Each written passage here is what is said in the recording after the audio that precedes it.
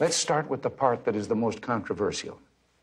A few months ago, I told the American people I did not trade arms for hostages. My heart and my best intentions still tell me that's true, but the facts and the evidence tell me it is not. Our international policies under Reagan are great. Central American policies tremendous. If people are hungry, kill them. But this group of over 150 religious leaders, each bearing crosses with the names of people they say were killed by Contras, was among those in Washington vigorously opposing the president's proposal. Well, you know, I had been going to Nicaragua for the previous 3 or 4 years. I was a big supporter of the Sandinistas. Barry was very much on top of what was going on down there. He had done a lot of material about the Iran-Contra affair. The president's so into pulling boats into harbors, I'm afraid he's going to pull the boats in the harbor in Nicaragua, which would be a big mistake because he mined that 3 years ago and he's old and he forgets. So he was the perfect person to bring. One of the finest political satirists you'll ever see. Won't you please say hello to Mr. Barry Crimmins. Barry? What a tough summer it's been in the United States. We have this presidential election coming up. Of course, the big problem is someone will win. Just some rambling notes from a guy kind of freaked out in another land. All right.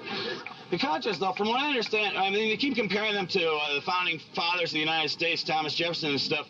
And from what I understand, they're cocaine dealers. I never read a quote from Thomas Jefferson, "Come on in the men's room, I'll tighten you up." I thought I was just supposed to say no to drugs. Unless they're from the Contras, then just say C.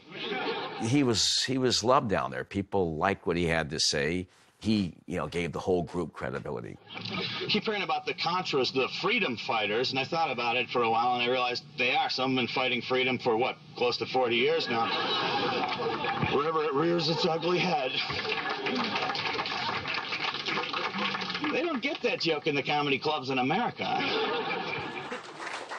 So I'm in Nicaragua, and I'm in this field hospital with all these kids. It's so hot. They're so uncomfortable. A lot of them are fresh wounds. You can see they're wrapped up in gauze, and there's blood coming. I mean, it's like really heavy. And every kid on one of these cots has lost a limb, lost an arm or a leg or whatever. And for whatever reasons, you know, they said, "Okay, Barry, you address this group." So I tell them that they are not my enemies, and what has happened to them does not represent what an awful lot of people I know and who have listened to what I've had to say on stage and in public. It does not represent us. And I do not want to harm children. I do not want to harm babies who have been hurt. I do not want to harm you. You're beautiful, and you've been, in my country, did this to you. And as someone who believes in freedom, this is what I do. I say, this is wrong. And I oppose this. And I love you. And I hate fucking Ronald Reagan and the fucking bullshit PR campaign that this country is about. I fucking despise it. And I don't like to hate and despise, but I do because it's crap and it kills and maims and harms innocents. And there's tears coming down the kids' faces. There's tears coming down to everybody's faces. And then I just said, that's all I got. I got nothing else to say.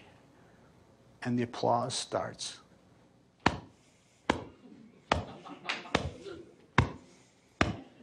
I have heard the sound of one hand clapping. I have heard the sound of one hand clapping. And it haunts me. It stays with me my whole life.